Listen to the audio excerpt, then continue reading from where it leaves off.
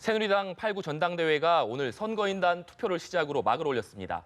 비박계가 주호영 의원으로 단일화된 가운데 친박계가 막판 세결집에 나설 수 있을지 주목됩니다. 장성우 건국대 교수, 차재원 부산 가톨릭대 교수, 윤희웅 오피니언 라이브 센터장과 함께 자세한 얘기 나눠보겠습니다. 세 분 어서 오십시오. 네, 안녕하세요. 먼저 지금 청와대에서 속보가 나온 내용이 있어서 그 얘기 먼저 짚어보고 넘어가겠습니다. 청와대에서 지금 더민주 초선 의원들의 방중을 강력하게 재검토할 것을 촉구한다 이런 입장을 내놨거든요. 먼저 그 교수님, 네. 이 청와대에서 방금 이런 입장을 내놨는데 배경을 뭐라고 보시나요?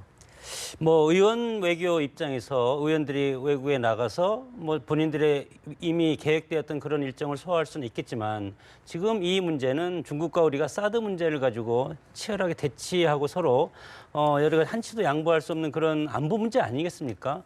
안보 문제는 여야 정치권이 따로 없다고 생각을 합니다. 그래서 국민이 뽑아둔 박근혜 정부, 박근혜 정부가 사드 문제에 대해서 이렇게 결정을 하고 그리고 우리가 길게 봤을 때 중국의 패권이냐 미국의 어떤 보호무역이냐 이 틈새에서 우리 나름대로 어떤 우리가 생존 전략을 해야 되지 않겠습니까? 이런 상황에서 정부의 입장과 배치되지 않고 정부의 뜻을 지지하지도 않으면서 지금 중국에 지금 뭐 김용호 의원을 비롯한 6명이 중국에 가면 중국의 여러 가지 기관 통신사들이 인터뷰를 하지 않겠습니까? 인터뷰를 해서 전부 인터뷰 전문을 내보내는 것이 아니고 사드 문제에 대해서 중국에 필요한 것만 따서 이렇게 방송을 하는 그런 염려가 되기 때문에 안보 문제와 관련해서는 지금 오해 살리를 하면은 안 된다고 봅니다. 네, 그 중국에 이용당할 수 있다 이런 입장을 얘기해 주셨는데 차 교수님, 네. 그 새누리당에서는 더민주 초선 의원들의 그 방중 방침에 대해서 비판적인 의견을 계속 내놨고요. 김종인 대표 역시도 이 초선 의원들의 그 방중에 대해서 약간 비판적인 의견을 내놨습니다. 그런데 오늘 이제 청와대가 상당히 강한 어조로 이렇게 재검토할 것을 촉구한다 이렇게 밝힌 배경을 뭐라고 볼 수 있을까요? 뭐 결국 아까 뭐 말씀하셨지만 아마 지금 이 더불어민주당의 초선 의원들 가시는 분 중에 몇몇 분들은 사드 반대 입장을 분명히 하고 있지 않습니까? 그분들이 뭐 나름대로 의원 외교를 하면서 자신들 생각은 아마 자신들 나름대로의 방식대로 이 국가 이익을 위한 그 의원 외교 행보를 한다고 생각하겠지만 그러나 중국이라는 정치 체제가 상당히 어떻게 보면 모든 언론 자체가 이 공산당에 의해서 이렇게 조정되는 그런 하나의 그 단일 체제를 형성하고 있기 때문에 충분하게 대비 없이 섣불리 갔다가는 이용당할 우려가 크다는 거거든요. 바로 그런 이유 때문에 지금 가지 말라는 이야기인데 모르겠습니다. 제가 생각에는 지금 뭐 더불어민주당의 6번의 의원이 어떻게 판단하실지 모르겠지만 지금 원래 계획은 내일 떠나는 걸로 돼 있지 않습니까? 그렇기 때문에 지금 이 정치적으로 상당히 지금 논란이 돼 있는 상황입니다. 그리고 어제 뭐 한국일보에서 그러니까 지금 인민일보의 자민지라고 하는 한구시보에서 지금 이 더불어민주당의 초선 6명의 방중을 대대적으로 보도했다는 거 아닙니까? 그런 상황에서 이분들의 입장이 쉽게 지금 현재 갈 수도 없고 발 빼기도 힘든 상당히 좀 어정쩡한 상황이 분명해 보이는데 저는 원래 이분들의 생각이 물론 사드의 그 배치에 대해서 반대는 하는 입장이지만 이분들이 그렇다고 해서 국익을 훼손하려고 하는 목적으로 하는 건 아니지 않습니까? 나름대로 지금 현재 남북 문제를 어떻게 풀 것인가, 북핵 저지를 어떻게 풀 것인가 방법론에는 차이라고 보는데 그런 차원에서 이 조금이라도 지금 현재 이 사드의 반대 입장을 가진 자신들이 가서 중국이 지금 현재 사드 반대를 둘러싸고 한국에 대한 여러 가지 제재를 가한 부분에 대해서 그것은 잘못된 이야기다. 그런 이야기를 나름대로 설득한다고 했을 때는 나름대로 상당히 의미 있는 행보라고도 볼 수도 있는 거거든요. 그런데 지금 이제 이것이 너무 정치적으로 지금 가야 되냐 말아야 되냐 이런 식으로 국론 분열의 본인들의 중심에 지금 의도치 않게 서 있는 바람에 아마 상당히 좀 오늘 밤 내내 고심을 좀 하지 않을까 싶은데 그럼에도 불구하고 저는 내일 아마 갈 것으로 예상이 됩니다. 네. 이게 이제 보면 아까 이제 교수님은 이제 중국에 활용될 수 있다는 점을 지적해 주셨는데 중국에 이제 활용될 수도 있는 정치적으로 이것이 활용될 수 있는 점, 이용당할 수 있는 점이 있고 또 한 가지는 국내 정치에서도 이용될 수 있는 이제 여지가 있습니다. 그러니까 무슨 말씀이냐면 이제 청와대에서 이렇게 입장 발표를 한 것은 어쨌든 이제 국가의 중요한 안보와 관련한 결정에서 이제 국가의 정부의 결정을 오히려 이제 제약할 수 있는 것이고 그것의 효과를 이제 제약할 수 있다는 점에서 순수하게 우려를 표명한 측면도 있겠습니다만은 사실 정치적으로 더불어민주당이 사드 배치와 관련해서 여러 가지 문제점들을 지적하고 우호적 여론을 만들어 나가려고 하는 그런 상황이었다고 한다면 이것이 이제 방중을 하는 것을 문제로 인해서 청와대 입장에서는 또는 사드 배치를 이제 결정하고 그것을 이제 해결해야 되는 입장의 정부 쪽의 입장에서는 이것이 이제 야당 의원 일부 의원들이 중국에 가서 이것을 어쨌든 반대하는 입장을 드러낸다라는 것으로 대중에게 알리고 그러면서 국내에서는 일반 국민들에게 사드 배치에 뭔가 좀 문제가 있을 수도 있겠다. 적극적인 찬성 기류가 확보되지 않은 상황이었는데 이것이 야당에서 중국의 이 사안을 가지고 안보 관련 사안 정부와 입장을 다르게 가서 이걸 얘기하는 것으로 비춰지게 되면 국내에서도 이 사드 배치와 관련한 야당 입장에서는 우호적 여론을 확장하는 것이 오히려 제한이 될 수밖에 없는 것이거든요. 국민들 입장에서는. 그런 면에서 봤을 때는 야당이 더불어민주당 입장에서는 이것이 중국에도 활용될 것이라고 하는 비판에도 직면하고 국내 정치에서도 오히려 청와대나 정부에서 사드 배치를 밀어붙여 찬성해야 되는 입장에서 이쪽에서 봤을 때 상당히 주요한 공격 소재를 제공하는 측면이 있다는 점에서 약간 전략적으로 미스인 측면이 있다 이렇게 볼 수 있을 것 같습니다. 뭐 제가 생각하기에는 청와대의 권유를 저는 야당 의원들이 좀 들었으면 네. 좋겠다 이렇게 생각을 하는데 특히 이제 김명호 의원이 오랫동안 야인으로 해서 지역위원장을 오랫동안 하면서 중국 관련 사업을 한 걸로 제가 알고 있는데 이렇게 하다 보면 중국의 여러 가지 중국 문화에 대해서도 본인이 익숙하게 생각을 하고 가서 뭐 우리 입장을 편안하게 얘기하면 되겠다. 그러나 지금 김영호 의원의 입장은 국회의원이라는 신분이고 대한민국을 대표한다는 그런 신분이기 때문에 훨씬 더 큰 문제가 될 수도 있다고 봅니다. 그래서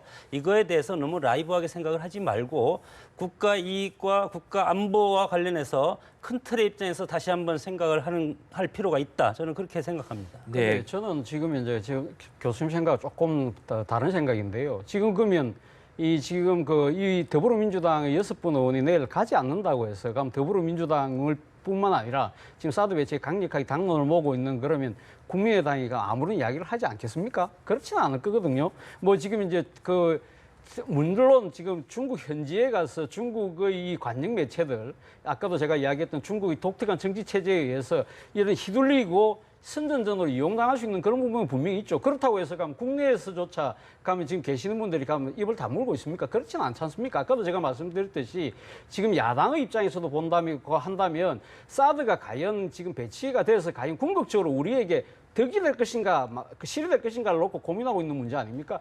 저는 너무 이 청와대가 지금 개별 의원들의 행동에 가서 감나라 배나라 식으로까지 강하게 이야기하는 부분은 오히려 중국과의 관계를 생각했을 때도 저는 오히려 좀 전술적 착오가 아닐까 이런 생각도 듭니다. 왜냐하면 중국 입장에서 청와대가 그렇게 강력하게 나와 그러면 야당 의원들까지 행보를 막아 이런 식으로 하면 중국이 상당히 더 강하게 반발하지 않을까요? 저는 그런 측면에서 보면 오늘 청와대가 이 부분에 대해서 이야기하신 부분은 저는 조금 진도가 좀 나갔다. 조금 그런 생각이 좀 듭니다. 이제 우리가 이제 잠깐 10초만 제가 말씀을 드리고 싶은 것이 해방 정부에서 상당히 좌우합작이 있을 때 우리 김구 선생이 북한도 방문을 하고 여러 가지 나름대로 통일을 위해서 노력을 했지만 결국은 돌아온 것은 그들에 의해서 이용당한 것이 오늘날 남은 현실이거든요. 그래서 사회주의 국가는 공산주의 국가에 들어가서 거기에서 협상을 한다든가 어떤 정치적인 행위를 했을 때 그것이 본질 그대로 외부로 이렇게 나오는 것이 아니고 본인들의 어떤 각색에 맞춰서 이것이 재포장돼서 밖으로 던져주기 때문에 이것을 우리 개방 체제에서 우리가 감당할 수가 있을 것인가 저는 뭐 그런 것이 우려된다는 것입니다. 저도 한 말씀만 할게요. 그러면 지금 이제 48년, 49년 해방공간을 말씀하셨는데 그때하고 지금 중국하고 우리는 가장 큰 교육 대상국입니다. 그때 상황을 지금 가면 중국하고 그렇게 적성국 국가처럼 그렇게 말씀하시고 그런 식으로 사태를 재단되면 가면 중국과 어떤 일을 풀 수 있습니까? 저는 그 부분에 대해서는 조금 동의가 안 되네요. 그러니까 중국이 지금 이제 원하는 것은 사실은 그 경제적인 우리와의 그 무역 상대국으로서 우리랑 큰 비중을 두고 있는 무역 교역 상대국으로서 우리를 사실은 이 사드 문제를 압박한다고 봅니다. 그러나 그것을 본질적으로 넘어가면 이 사드 문제는 경제적인 측면보다는 패권, 중국의 패권과 미국의 보호무역주의 그 사이에 우리가 과연 어디를 선택해야 될 것인가, 북핵을 사이에 두고 이런 것이지 경제적인 측면은 부차적인 것이라고 생각합니다. 네, 그러니까 정리를 하자면 더민주 초선 의원들은 이 새누리당에서 계속되는 비판에 오히려 중국의 제재가 강화될 것이 예상되기 때문에 이들을 설득하러 가는 것이다라는 그 명분을 얘기하고 있고요. 청와대나 정부 여당 같은 입장에서는 오히려 중국이 이용될 수 있기 때문에 좀 자제해달라는 것을 촉구해주는 지금 상태이기 때문에 앞으로 더민주 초선 의원들이 방중을 할 것인가 아니면 이걸 선택을 보류할 것인가 이 부분은 좀 주목해 봐야 될 부분인 것 같습니다. 이번에는 그 새누리당 8구 전당대회가 지금 오늘 선거인단 투표를 시작으로 막을 올렸습니다. 현재 지금 투표가 진행되고 있는데요. 윤희용 센터장님께 먼저 여쭤보겠습니다. 지금 전대 나흘 전에 충청권 합동 연설회 이후에 주호영 의원하고 정병국 의원이 단일화를 이뤘습니다. 거기에 대해서 지금 나머지 범친박계와 중립 성향으로 분류되는 3명의 후보가 비판적인 입장을 내기도 했는데 관건은 비박계 단일화에 맞서서 이 3명의 후보 중에 단일화가 이루어질 것인가 이 부분이 관심을 또 모으고 있거든요. 이 세 후보 간의 단일화 가능성 있다고 볼 수 있을까요? 일단은 인위적인 단일화 또는 어떠한 절차에 의한 단일화는 사실상 이제 불가능하죠. 시기적으로. 왜냐하면 말씀하셨듯이 오늘부터 이미 선거인단의 상당 부분의 투표가 진행되고 있기 때문이거든요. 그런 상황에서 인위적으로 단일화를 이제 투표 후에 하는 것은 전혀 의미가 없기 때문인데요. 다만 이제 그런 상황에서 지금 비박계가 3명에서 1명으로 줄어들게 되면서 상당한 이제 결집력을 보여줄 가능성이 있고 또 30%가 반영되는 일반 국민 여론조사에서도 비박계에도 상당 부분 주목을 받을 가능성이 이제 있는 것인데요.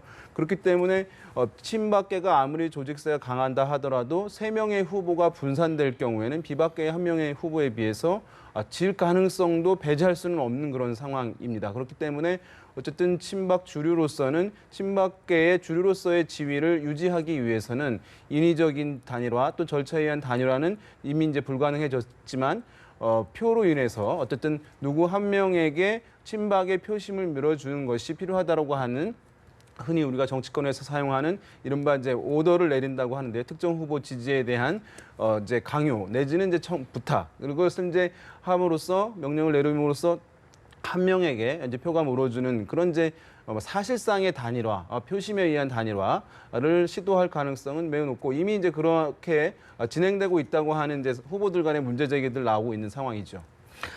네, 장 교수님, 네. 지금 센터장께서 말씀해주신 대로 이제 표의 단일화가 이루어질 것인지 여부에 대해서 관심이 모아지고 있습니다. 네. 그런데 오늘 같은 경우에 투표가 진행되고 있는데 지금 폭염이 심하고 올림픽 기간하고 겹치면서 이게 투표율이 낮을 것으로 예상되는 상황이거든요. 이런 상황에서 결국 관건은 조직력이 될 것이다. 비박계든 친박계든 조직력이 센 곳이 유리할 것이다. 이런 관측이 나오는데 어떻게 보십니까? 친박이 3명 나오건 비박이 1분 나오시던 그건 저는 별 의미가 없다. 당선에 큰 영향은 미치지 않는다. 저는 그렇게 보는 것이 지난 4.13 총선에 새누리당이 실패한 것은 친박 패권주의라는 그런 야당의 비판이 먹혔다는 겁니다. 그렇기 때문에 TK 지역을 중심으로 해서 무소속을 찍는 표가 대거 이탈해서 비례대표까지 많이 뺏기는 그런 결과를 가져왔기 때문에 지금 이주영, 이정현 그리고 한성교 의원이 단일화를 할 수가 없는 그런 상황이고 주호영 의원한테 차 띄고 포 띄고 해서 줬지만 지난 4.13 총선의 야권의 분열을 보십시오. 야권이 2분 되면 새누리당이 180석 이상을 얻는다고 했지 않습니까? 그러나 뚜껑을 열어보니까 더민주가 일당이 된 그런 것을 봤을 때 역시 자율 단일화 가능성이 상당히 커졌다. 이렇게 봤을 때 과연 누구냐? 가장 파괴되어 있는 후보가 누구냐? 그리고 정치적인 업적이 있는 사람이 누구냐? 이런 것을 친박의 표심이 하나로 몰아줄 그런 가능성이 상당히 크고 그랬을 때 비박계 대표로 뽑힌 지금 주호영 의원이 100% 내가 당선된다고 보장할 수가 없는 것이 지금 4.13 총선에 야권의 분열을 했음에도 불구하고 더불어민주당과 국민의당이 선진했다는 이것과 이번 전대가 저는 비슷한 상황으로 갈 가능성이 상당히 많다고 봅니다. 그 교수님 말씀은 친박계가 후보들이 분산됐다고 할지라도 비박계 후보의 승리를 확신할 수는 없다 이런 말씀이신데 네. 이번에는 차 교수님께 여쭤보겠습니다. 그 이번 전대에서 또 변수가 선거인단의 45%가 영남 지역에 몰려 있습니다. 그런데 영남 지역을 지역구로 둔 의원은 공교롭게도 이제 친박계 본인은 이제 중립이라고 얘기하시지만 이주영 후보 예. 그리고 비박계 주호영 후보 이렇게 영남권을 기반으로 하고 있거든요. 이 영남권 출신이라는 점도 이번 전대에서 영향을 끼칠 것으로 보시는지 궁금합니다. 아무래도 영향이 있겠죠. 아무래도 그 지금 그 말씀하신 대로 지금 이제 전체 45%를 차지하고 있기 때문에 그 때문에 지금 소위 말해서 지금 그 주호영 후보가 비박의 단일 후보 아닙니까? 단일 후보가 됐는데 본인 입장에서는 지금 비박계가 상당히 승리를 예측하는 이유 중에 하나도 자신하는 이유 중에 하나도 지금 이제 승기를 잡음으로써 단일화해서 정병국 의원을 꺾고 승기를 잡음으로써 TK에서 주호영 의원에 대한 기대감이 커지고 그리고 또 이번에 비박계의 단일화를 뒤에서 상당히 영향력을 행사했다고 하는 김무성 대표가 부산이 지역구지 않습니까? 그렇기 때문에 PK 표를 모아서 충분히 이길 수 있다. 그런 생각을 상당히 갖고 있는 것 같습니다. 그런데 반면에 그렇다고 하더라도 지금 이제 또 친박계 입장에서는 그래도 대통령의 그 공고한 지지 세력이 어디냐. 결국 TK 아니냐. TK는 그래도 미워도 다시 한 번일 것이다. 그런 측면에서 그러면 지금 친박계가 누구를 좀 정확하게 지금 믿는지 모르겠습니다만 어제 뭐 여러 가지 그 폭로된 이야기 중에 보면 오더에 의하면 지금 이정현 의원을 밀으라는 이야기가 있다고 하지 않습니까? 그래서 과연 TK 표심이 어떻게 움직일 것이냐의 부분인데 그런데 지금 이제 그러면 그것도 상당한 저는 뭐 영향력이 있다고 보고요. 그런 상황에서 그런데 문제는 친박계 입장에서는 이주영 의원이 창원의 지역구에서 5선을 한 이 지금 PK 후보라는 거죠. 그런 측면에서 본다면 이 지금 이제 비박계와는 달리 친박계 입장에서는 TK와 PK 표가 나뉠 수도 있다. 이렇게 외형적으로 표피적으로 이렇게 볼 수 있는데 과연 그렇다고 해서 지금 이제 그 영남권 지역에 있는 저 당원이나 이 또 국민 여론 그 민심이 과연 제가 방금 이야기한 대로 이 정치 공학적으로 움직일 것이냐 저는 그거보다는 결국은 지금 새누리당을 지지하시는 분들 입장에서는 누가 돼야 새누리당이 환골탈태할 것인가 그리고 지금 또 이 새누리당 지지하시는 분들 입장에서는 박근혜 정부가 성공할 것인가 그 후보에 초점을 맞추는 그쪽으로 좀 더 기울어지지 않을까. 지역의 그런 영향력보다는 왜냐하면 그런 여러 가지 영향력들을 서로 상쇄할 만한 조건들을 모든 후보들이 갖고 있기 때문에 저는 뭐 그렇게 보고 싶습니다. 네, 지역적인 영향력보다는 후보에 초점을 맞출 것이다 이런 말씀을 해주셨습니다. 그 센터장님께 여쭙겠는데 앞서 이제 그 대담에서도 얘기가 나왔습니다만 이번에는 오도 정치 논란이 이 전대 막판에 불거져 나왔습니다. 그 친박계, 비박계 모두 물밑에서 특정 후보를 지지하자고 했다는 건데 이 오도 정치 논란이 이 전대 지금 사전 선거인단 투표나 아니면 전대에 영향을 미칠 것으로 보시나요? 그럼 뭐 우리 이제 정치권에 이제 특히 이제 당 대표를 뽑는 전당대회 이제 가장 구태적 행태가 바로 이제 이 오더 정치입니다. 특정 후보를 이제 지지해 달라고 이제 명령이 내려가는 것이죠. 이제 이것이 이제 보면은 당원들의 어떤 자율성을 제약하는 것이고 이제 선진 정치를 막고 있는 폐해 중에 이제 하나라고 할 수 있겠고요. 그래서 어떤 이것이 이제 국회의원 또는 이제 당협위원장이 당원 대의원들의 선출 독점권을 갖게 되고 그러면서 당원 대의원들이 그 지역의 이제 당협위원장 또는 국회의원에게 어떤 충성 관계에 따르는 관계가 사실은 주종 관계가 형성되는 문제이거든요. 예, 그러면서 여러 가지 이제 문제들을 야기하고 있는 것인데 이것이 김영란법에 의하면 사실상 이것이 부정청탁에 해당하는 것과 마찬가지거든요. 사실은 그래서 공직자에 해당하는 것이니까 여기는 그 법에 해당되는 건 아니겠습니다만은 사실은 이것은 상당히 이제 빨리 개선되어야 될 이제 사안이긴 한데요. 어쨌든 간에 이제 그러한 당원과 대의원들이 당협위원장 또는 국회의원에 의해서 이제 지정이 되고 하게 되기 때문에 이러한 주종 관계가 이제 만들어진 것은 어쩔 수 없는 그런 상황이기 때문에 이른바 그 오더 정치가 상당히 힘을 발휘하게 되는 것이고 그러면서 이제 우리가 볼 때 전당대회에서 후보들 무엇이 가장 크게 영향을 미치는 것이냐 후보의 비전이냐 정치냐 이런 것보다도 계파 또는 특정 지역이 어디냐 이것이 친소 관계 이렇게 이제 영향을 미친다고 얘기를 하는 것이거든요. 그런 면에서 봤을 때 이 계파라는 것이 바로 오더가 가장 이제 비밀리에 통할 수 있게 되는 것이고 그런 면에서 봤을 때 이번 선거에서 특정 후보들이 뚜렷하게 어떤 비전이라든가 정당에 대한 변화에 대한 소신들을 밝힌 것이 아니라 상당히 어쨌든 인물 중심으로 이루어지는 그런 상황에서 뚜렷이 부각되지 않는 상황이기 때문에 이런 이제 오더 정치 이것이 이제 계파에서 결정적으로 후보를 선정하는 데 있어서 뭐 핵심적인 요인으로 작용할 것은 부정할 수 없을 것으로 보입니다. 네. 중앙당 체제가 있는 한 오도 정치가 없을 수는 없을 겁니다. 중앙당이 있으면 지역위원회가 과거에 지구당이 폐지되고 지역위원회를 편법으로 운영하고 있지 않습니까? 지역위원회를 맡는 위원장이 대의원을 선정할 권한이 있고 그리고 선정한 사람들은 다 자기를 좋아하고 서로 같이 가는 같은 패밀리들을 선정을 해서 예를 들어서 왕왕 과거에 보면 전대회를 가면 버스를 대절해서 같이 가는데 물론 얼마 안 되지만 그랬을 때 위원장이 누구를 해달라 이렇게 하지 않으면 오히려 대의원들이 우리는 누구를 찍어야 되나요? 이렇게 이제 묻는 경우도 사실은 있는 거 아닙니까? 그래서 이런 것들이 사실은 지역위원장, 어떤 중앙당 밑에 지역위원장이 존재하는 한 이런 어떤 연고주의의 폐해가 없어질 수는 없다. 다만 이것이 있는 상황에서 우리가 그것을 어떻게 받아들여야 될 것이냐. 그것은 우리 이제 정치 발전 측면에서 봐야 되는데 그것은 우리 정치 문화에서 지역주의와 연고주의가 팽배해 있는 이 지금 현 시점에서는 상당히 그것이 없어질 가능성은 상당히 없다고 봅니다. 네, 오두 정치에 대한 현실을 말씀해 주셨는데 더민주도 경선이 진행 중이기 때문에 이제 빠르게 더민주 얘기로 한번 넘어가 보겠습니다. 교수님, 이번 주에 그 더민주 경선에서 가장 큰 관심사였다고 한다면 2강으로 꼽혔던 송영길 후보가 컷오프에서 탈락을 했거든요. 이 배경 어떻게 봐야 할까요?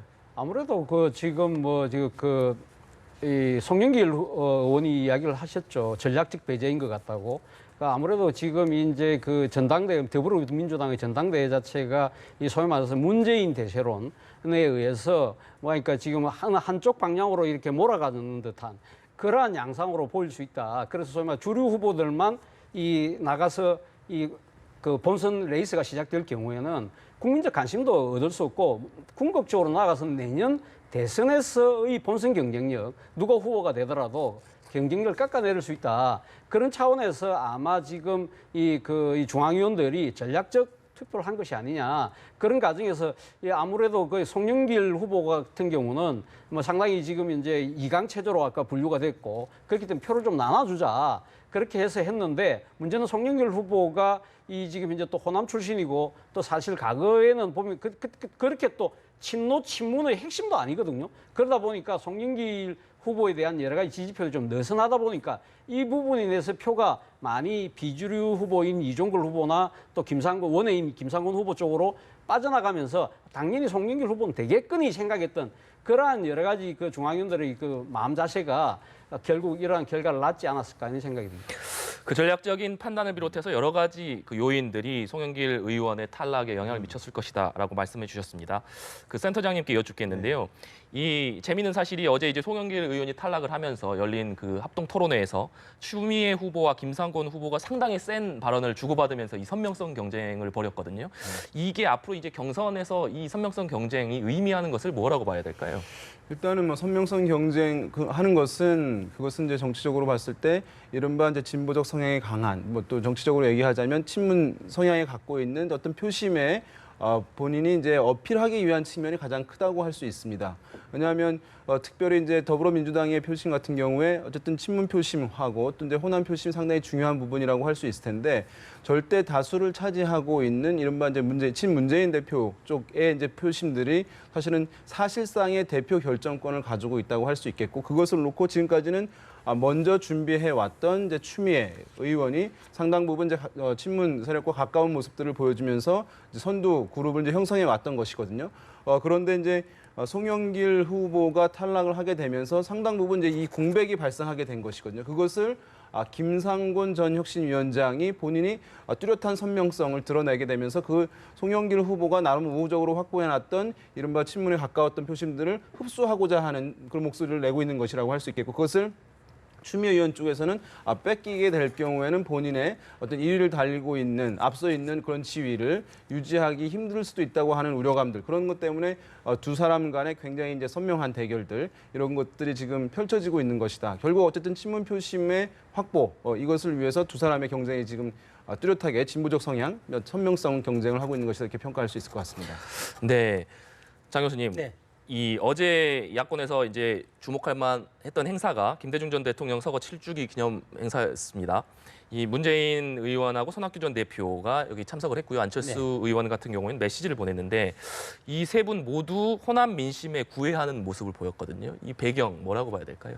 그것은 어제 문재인 대표가 상당히 당황하는 그 표정을 제가 봤는데 인터뷰할 때 그 배경이라는 것은 우리 지역 패권주의 정당이 엄존하기 때문에 야당 더민주라든가 국민의당이 기대할 것은 국민의당은 더군다나 더 호남의 DJ의 어떤 그런 박지원 원내대표를 비대위원장을 비롯한 DJ의 영향을 계속 이끌어 가야 될 그런 상황이고 더민주도 마찬가지로 광주 호남을 호남이랑 같이 연대를 하지 않는 한 대권을 잡을 가능성이 상당히 떨어지는 거 아닙니까? 그래서 이번 전대라든가 대권 구도 자체가 정치공학적 선택 가능성이 상당히 높다. 여당 같은 경우는 대권 주자가 없기 때문에 이번 전대에서 호남 출신의 이정현 의원한테 전략적으로 몰아줄 가능성이 상당히 많아졌고, 여당 같은 경우는 지금 문재인 대표라는 이런 PK 출신의 대선 후보가 존재하기 때문에 이번 전당대회에서는 호남 출신의 그 누구를 당 대표로 할 가능성이 상당히 많은 그런 상황이다. 이런 차원에서 봤을 때 DJ라든가 노무현 정신이라든가 이런 것을 누가 더 많이 잡고 거기에 빠져서 그 지지 세력과 일체감을 누가 먼저 갖냐, 이것이 대전 성패의 전초전이라고 봅니다. 결국 대선 승패에 따른 문제 때문이라고 분석을 해주셨는데 마지막으로 차 교수님께 짧게 예, 여쭙겠습니다. 손학규 전 대표 같은 경우는 아직 공식적으로 정계 복귀를 선언하진 않았지만 최근에 이제 활동하는 횟수가 많은데 오늘은 이 하이도를 방문을 했거든요. 김대중 전 대통령 생가에 방문했는데 이런 지금 최근의 행보들 어떻게 봐야 될까요? 지금 더 이상 물러날 데가 없다고 말씀하셨기 때문에 아마 빠르면 추석 직후에 그 정계 복귀하시는 거 아닙니까? 그렇기 때문에 지금 이제 야권의 심장이라고 할 수 있는 호남, 그 중에서도 또 이 지금 이제 야권의 하나의 정신적 지주라 할 수 있는 김대중 대통령의 정치적 유업을 나름대로 있는 야권의 그 정치 주자로서 복귀하기 위한 하나의 사전 포석이라고 봅니다. 네, 오늘 말씀 여기까지 듣겠습니다. 감사합니다.